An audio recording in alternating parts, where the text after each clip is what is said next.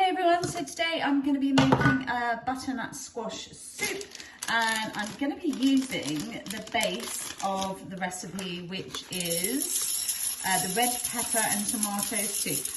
And the reason why I'm doing that is because obviously it's a soup recipe, but it's also got lots of similar ingredients that I like to use, and so the cooking times etc are all set up for me. And also I wanted to add the lentils to give it some protein and some thickness. So first off, I've just put 40 grams of lentils, dried lentils, into the Thermomix, and then I'm just literally gonna completely blitz those into a powder for 20 seconds on speed 10.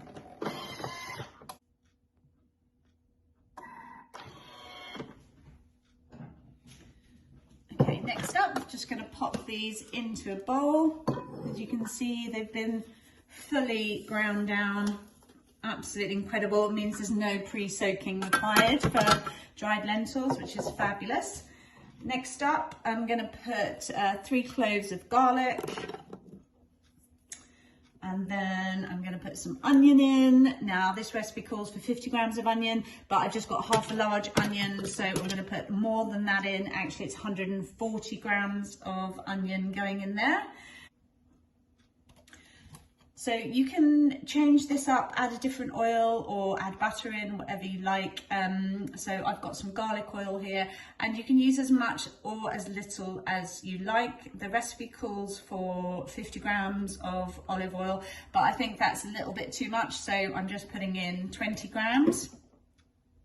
I'm gonna put the lid on, and then I'm just gonna chop those for 2 seconds on speed 5.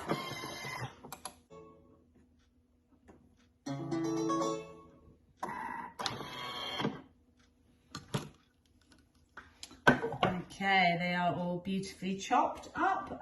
So what I'm going to do now is I'm actually going to add the squash at this stage.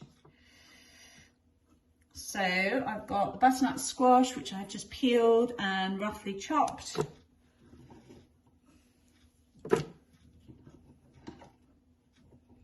So obviously totally fine to go off piste with Thermomix recipes. You just have to make sure that you stick to similar quantities. So this is 360 grams of the squash, and although it only said 200 grams of the pepper, I would be normally adding 400 grams of tomatoes later on in this recipe, so I'm happy to go up to 600 grams in total with the vegetables. So I'm now going to add some marrow, which has been grown in the garden, and this time of year everyone's got marrows coming out of their gardens, or perhaps you know someone who's got a marrow or two hanging out in their garden that needs to go into a soup. So all right, so there we go, perfect, bang on 600 grams.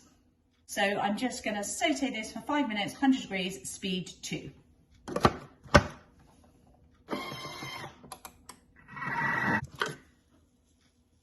Okay, they are looking and smelling absolutely gorgeous. So I'm now going to add 400 grams of water.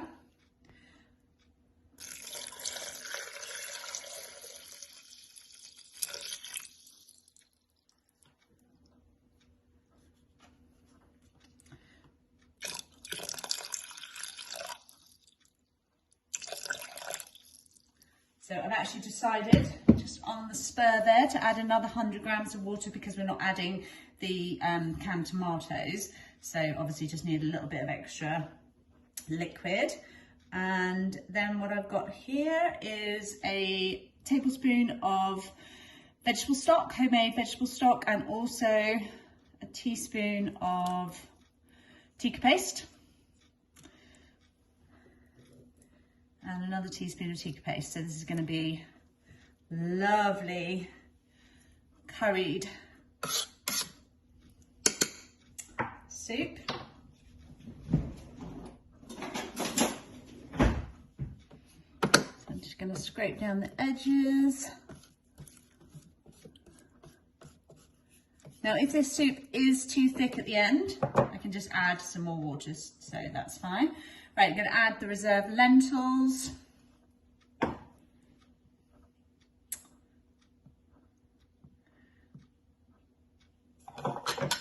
And then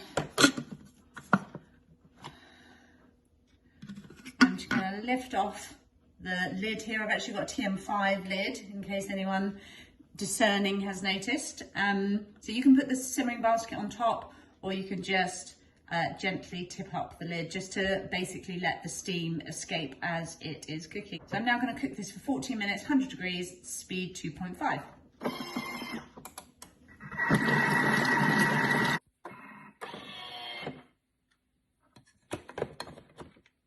So that has all cooked through and the vegetables are pretty much broken down. I'm just going to give it one final blend.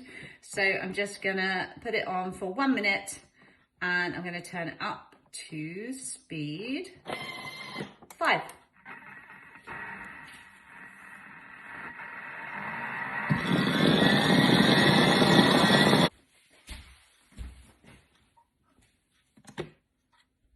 And there we have it. Beautiful soup, all wonderfully blended, great consistency. And just going to tuck in with some nice French bread, or I really recommend the homemade milk loaf as well. You can check out one of my other recipes to see how that's made. Thanks guys, bye.